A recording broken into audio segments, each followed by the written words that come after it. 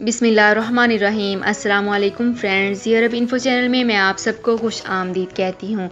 उम्मीद करती हूँ आप सब बिल्कुल ठीक होंगे।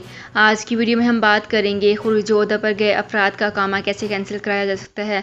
अगर कोई फ़र्द खुरूज ओहदा पर गया है और उसको ऐसी ज़रूरत पेश आई है कि वो अपना अकामा कैंसिल कराना चाहता है तो वो किस तरह से कर सकता है, क्या अमल करने ज़रूरी होंगे, इसकी तमाम तर डिटेल्स आप लोगों के साथ आज की वीडियो में ही शेयर कर रही हूँ। ये तमाम डिटेल्स जानने के लिए इस वीडियो को लाजमी से लास्ट तक ज़रूर देखिए।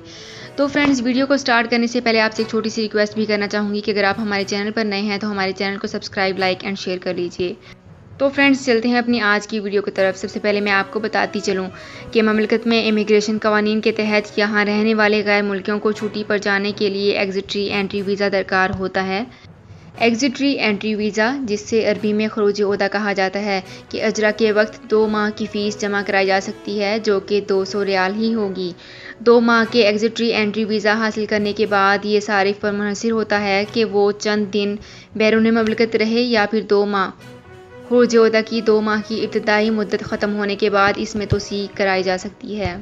यहाँ पे एक बहुत ही इंपॉर्टेंट बात भी शेयर करना चाहूँगी कि ऐसे अफराद जो खरूज ओहदा पर गए हुए हैं, इनका अकामा कैंसिल करने का एक ही तरीका है। वो ये है कि जब खरूज ओहदा की मुद्दत ख़त्म हो जाए तो अबशर अकाउंट पर मौजूद सहूलत के ज़रिए अकामा कैंसिल कराना मुमकिन होगा है। तो फ्रेंड्स, ये थी मेरी आज की वीडियो। होप आपको ये वीडियो पसंद आई होगी। तो ये वीडियो एंड करने से पहले आपसे एक छोटी सी रिक्वेस्ट करना चाहूँगी कि अगर आप हमारे चैनल पर नए हैं तो हमारे चैनल को लाइक, शेयर एंड सब्सक्राइब कर लीजिए। और अगर आप हमारे फेसबुक पेज पर नए हैं तो आप हमारे फेसबुक पेज को मस्ट फॉलो कर लीजिए और अपने फ्रेंड्स के साथ भी शेयर कर लीजिए। तो फ्रेंड्स, मिलते हैं एक नई वीडियो में एक बिल्कुल नई अपडेट के साथ। अपना बहुत ख्याल रखिएगा। अल्लाह हाफिज़।